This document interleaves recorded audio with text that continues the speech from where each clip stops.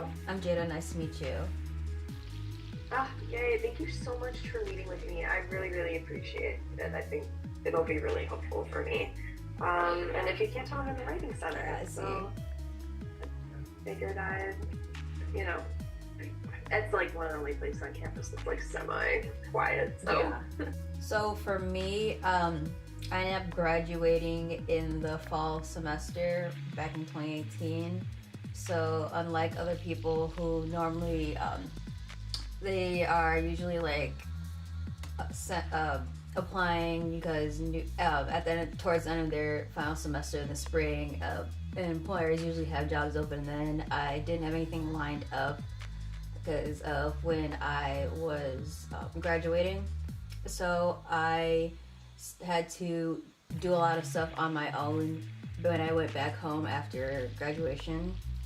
At first, I started applying into publishing positions without knowing that at the time, a lot of those companies expect like certain amount of background, certain experience, and a lot of them really expected to have an advanced degree. So at the time, I originally was applying to law school. That didn't work out. So grad school was my second option.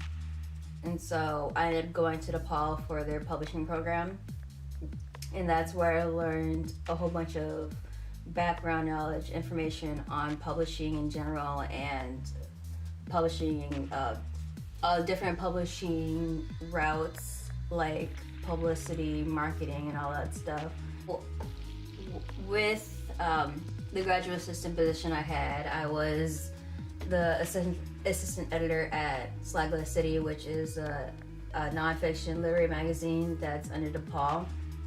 And from there, I was able to learn how the literary magazine space was and different ways to not only create a literary magazine, but to network, to be able to promote the magazine and all types of things.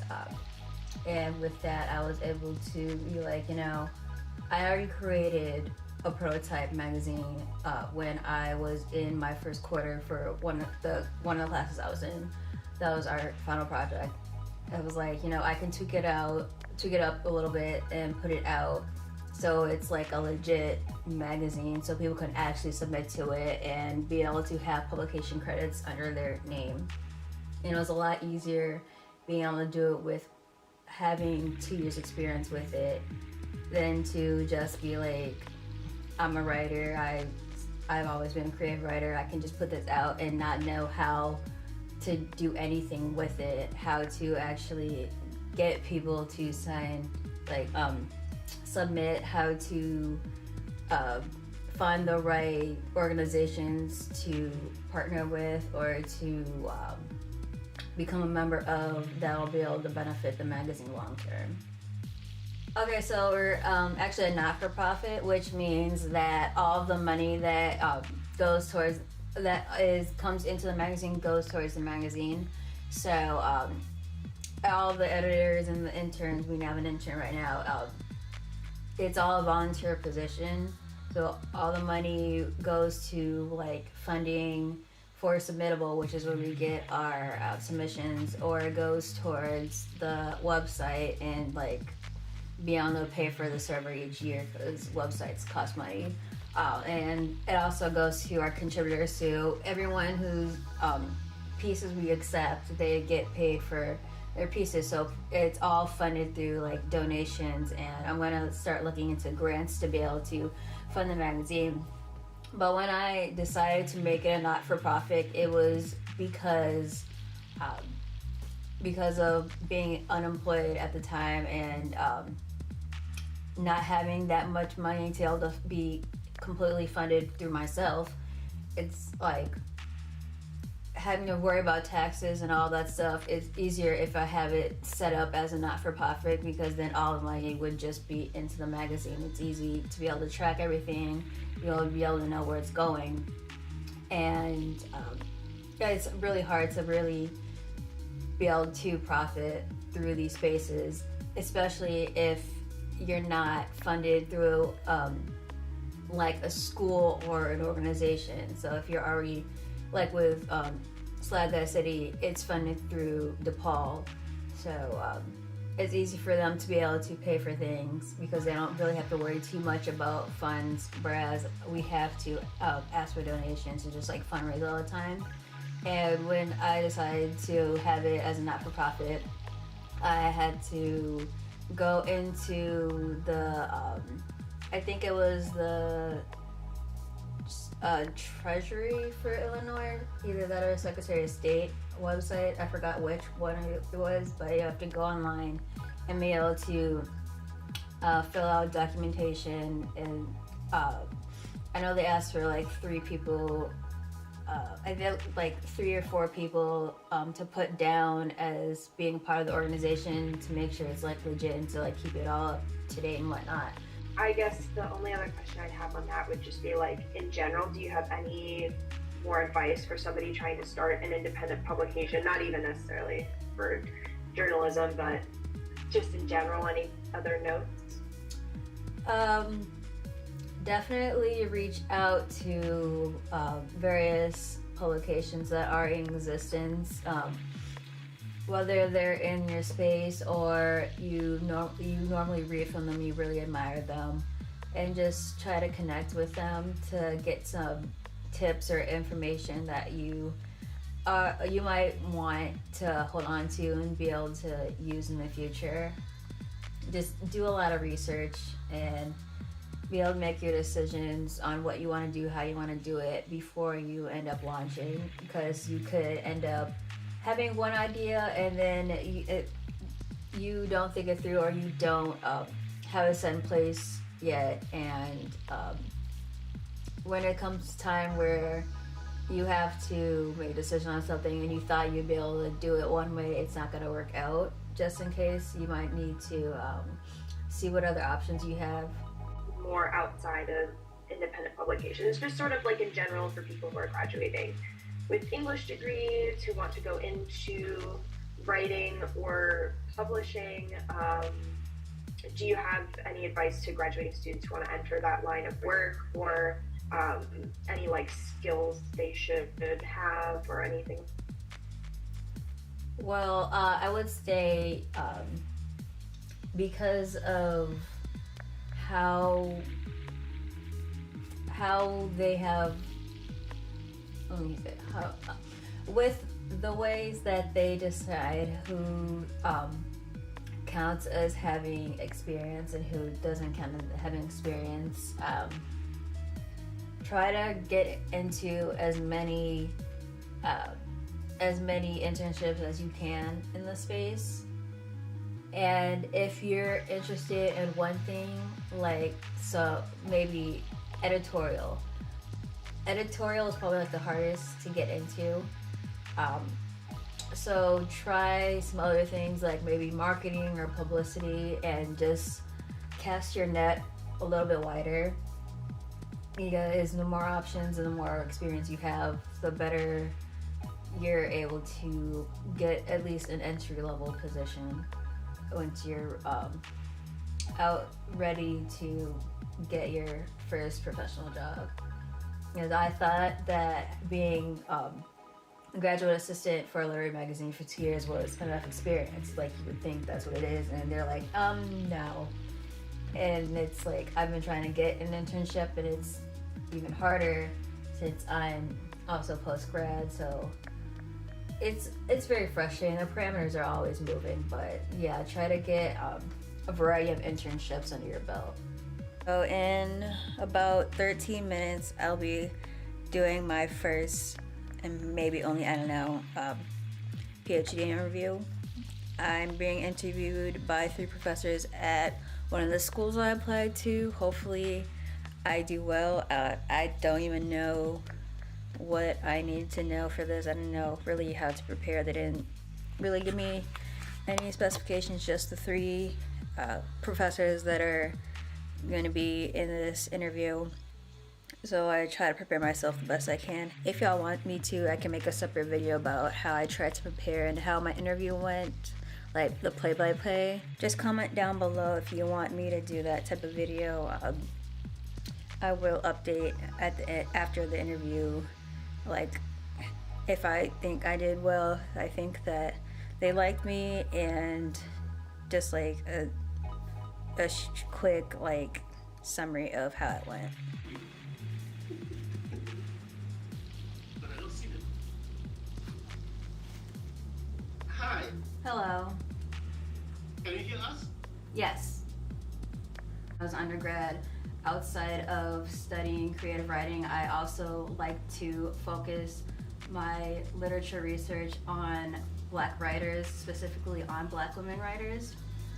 And when I was a political science major, I also tried to study as much Black political studies as I possibly could. So I would like to take classes that are in both majors that are also cross-listed with African American Studies Department at my school.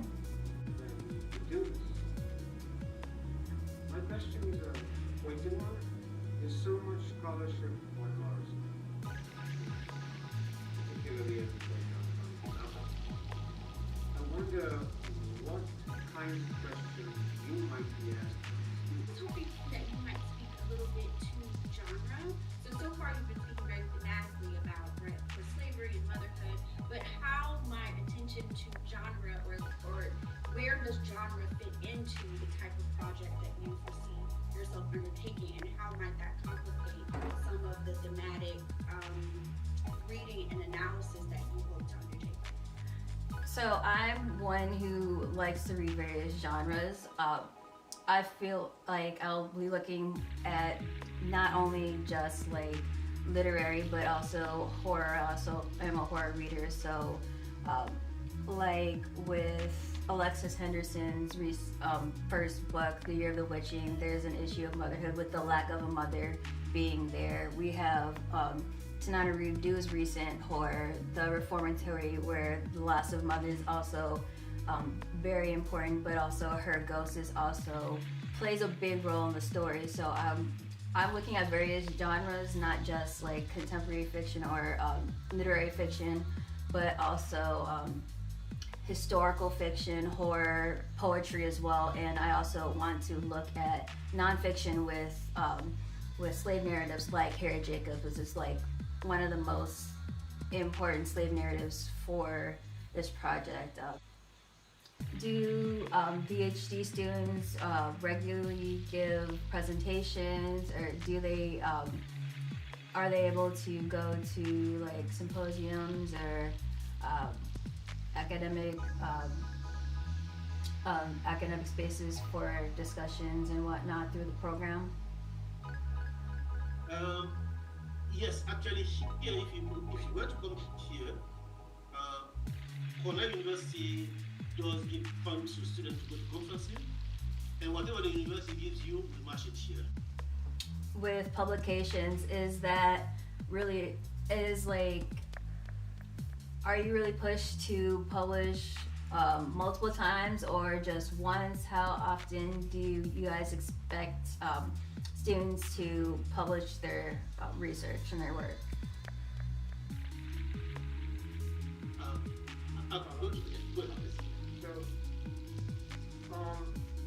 Grad school is a very demanding experience, but it's also a very rewarding experience. You know, it's the opportunity for people to grow, for figuring out how to be in this line of work. Because I can say this, college of Daniel, there is no off switch. If you commit yourself to this, there is no time when you're not in one way or another engaged in it. I will say that various faculty have their own approaches to what their expectations are. My colleagues can speak to theirs. But I will say this, and I will be quite superlative about it. The Academy, as you know, is a rapidly shrinking enterprise when it comes to humanity. So, securing an employment, even if it's just adjunct labor, is a very difficult thing. One of the ways to optimize your opportunities, to optimize the possibilities for tenure track job is to publish the work. What that means is, it's up to you. I will tell my students, under no circumstances do you write an essay that you are not going to revise and submit for publication. I will also say the following to them: there will be rejection, and that is a very important part of learning. Being told no, this is not good enough, is an incentive to do better the next time. The optimal thing, of course, is that they think you're a genius and they publish your stuff immediately. That very rarely happens. In that actually, we have exams here if you were to come here.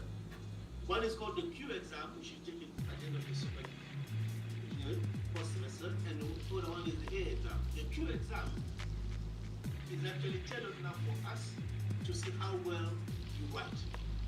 The A exam is how well you know your field, because that's after that you write your dissertation, proposal, and then you move on, right? But the A exam now, we want students to take one of the papers they have written over 2 years' time to submit it, and so part of the exam is to interrogate them for substance of difficulties in the writing of it. We would have loved to continue this conversation, but sadly it has to come to an end. So I'm going to thank you for affording us a chance to talk to you. Basically what is going to happen is that in the next 2 weeks, you'll hear from us. We are interviewing about